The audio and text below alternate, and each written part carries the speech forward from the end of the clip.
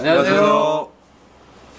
네, 방배동 다울동물병원 백남훈 의사입니다. 네, 마포 국모림동물병원 백결입니다. 네, 서대문구 두리틀동물병원 정희수입니다.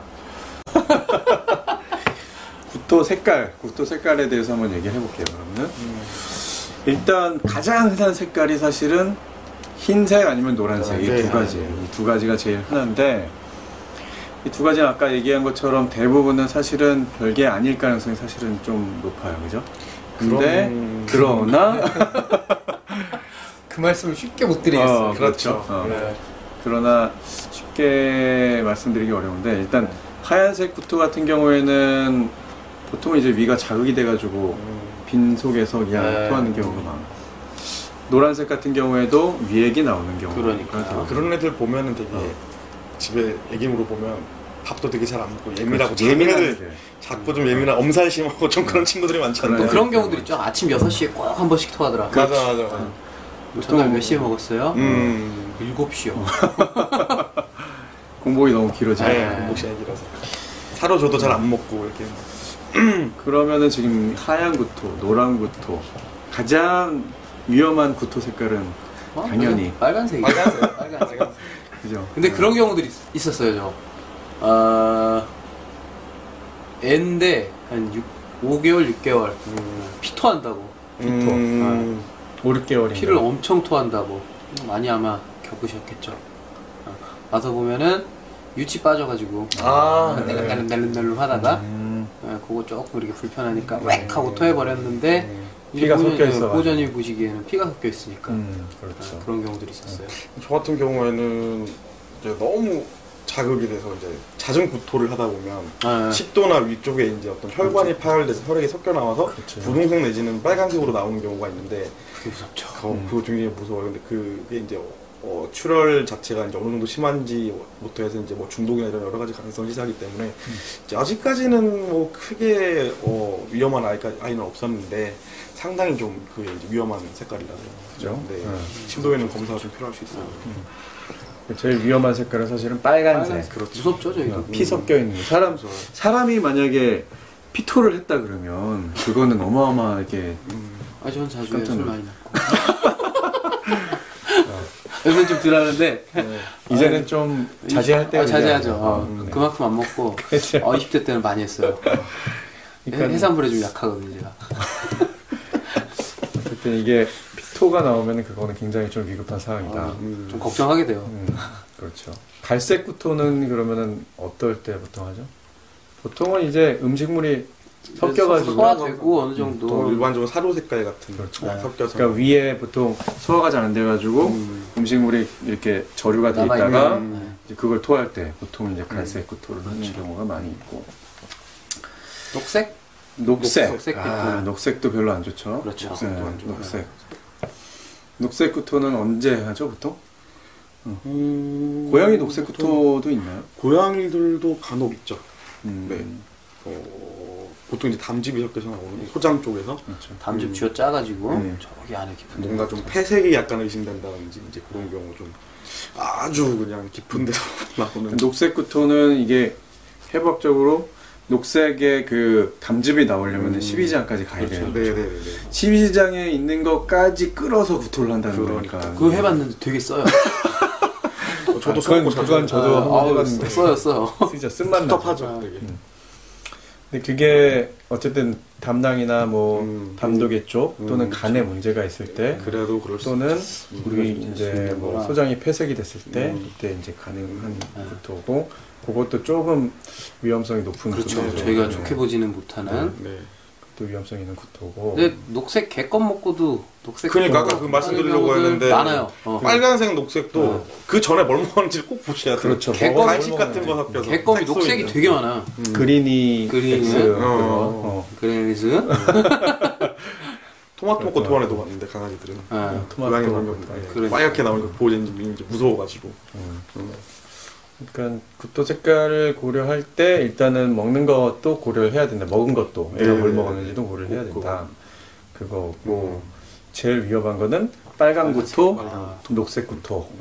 이게 제일 위험성이 높은 구토다라는 것들이죠. 그래요. 이제 저희가 이제 억지로 분류를 나눠놓기는 했는데 사실 애매하긴 해요. 뭐가 더 위험하다, 뭐가 더 위험하지 않다라고 분류하기는 굉장히 난해한 문제가 그러니까 좀 맞아요. 종합적으로 생각을 해봐야죠. 횟수, 색깔 이런 거. 뭐 가령 그냥 노란색 위에 구토를 가끔 종종 어쩌다 한 번씩 하는 정도였는데 검사를 해보니 신부전인 경우들도 그렇죠. 네, 식욕.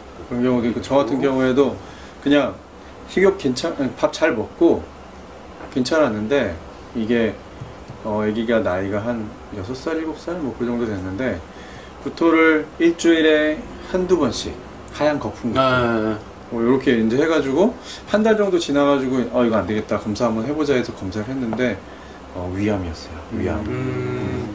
위암이 발견됐던 적이 있었어요. 맞아요. 그래가지고 이게 생각보다 사이즈가 커가지고 좀 그랬는데, 아무튼 그래서 사실은 이게 뭐 색깔로 우리가 구별했지만 이게 쉽게 넘어갈 거는 아닌 것 같아요. 맞아요. 네. 무조건 상담을 한번 해보시는 게 전화 주셔도 되니까 상담을 한번 해보시는 게 저는 이제 좋을 고양이 보호자님들한테 한 가지 좀 팁을 드리자면, 원래 좀 고양이들이 그 구토를 자주 하는 애들이긴 해요.